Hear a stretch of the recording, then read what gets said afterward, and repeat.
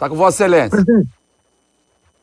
Presidente, primeiramente aí parabenizar Vossa Excelência pela condução dos trabalhos aí na LERJ, principalmente nessa questão da liderança envolvendo aí a questão do combate ao coronavírus. Fazendo um rápido resumo aqui, desde que começou essa questão, a LERJ, sobre vossa presidência, liberou cerca de 100 milhões de reais para os municípios. Depois, na semana passada, foi também a questão dos 5 milhões em convênio com a UFRJ para a produção daqueles respiradores, 1.000 respiradores, e agora nessa outra questão envolvendo a questão das UTIs. Então, meus parabéns aí pela condução do trabalho, por tudo que tem sido feito aí na LERJ, para poder tentar amenizar ou então evitar o avanço aí da Covid-19. Também gostaria de parabenizar os profissionais enfermeiros que estão nesse fronte de batalha contra essa pandemia, muitos inclusive sendo vitimados. Eu tenho inclusive pessoa da minha família, minha irmã é enfermeira, já há quase 30 anos, então está sempre, minha cunhada também é enfermeira, ou seja, eu tenho muita proximidade em relação a essa questão da saúde, por conta de ter familiar também nessa área. Então, parabenizo todos os enfermeiros e enfermeiras por esse dia abençoado.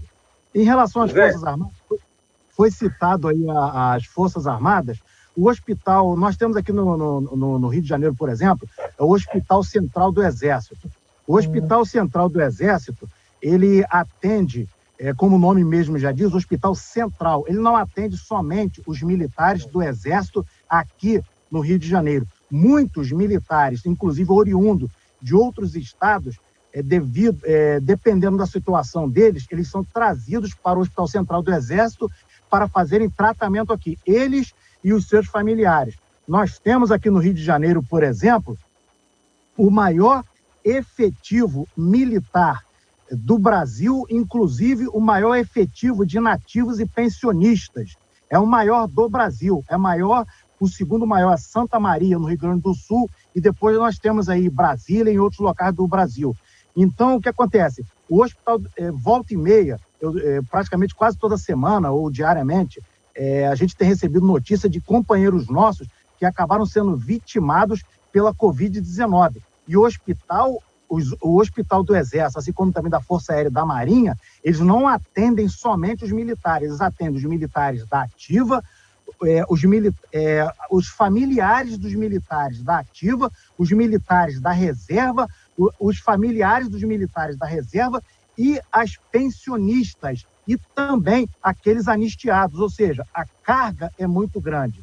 Então, por conta disso, é que assim, o Ministério da Defesa, não estou aqui falando em nome do Ministério da Defesa, até porque nem tenho autorização para tal, estou aqui falando como parlamentar, eu entendo que o Ministério da Defesa ainda não abriu os hospitais militares aqui no Rio para atender a população como um todo, porque o número de militares é muito grande, o efetivo é enorme.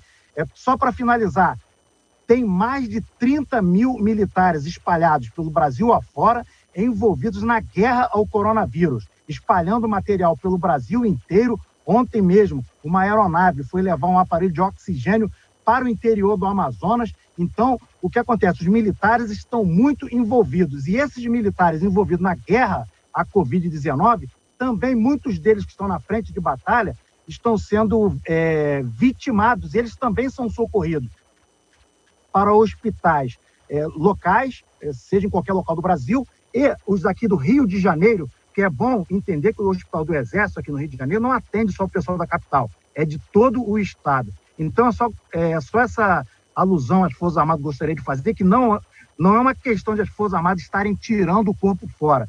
Quem tem acompanhado o site do Ministério da Defesa, as informações oriundas do Ministério da Defesa e da própria imprensa, de uma forma geral, tem percebido o empenho grande que as Forças Armadas têm feito para poder se envolver nessa guerra à Covid-19, inclusive treinando vários profissionais Brasil afora.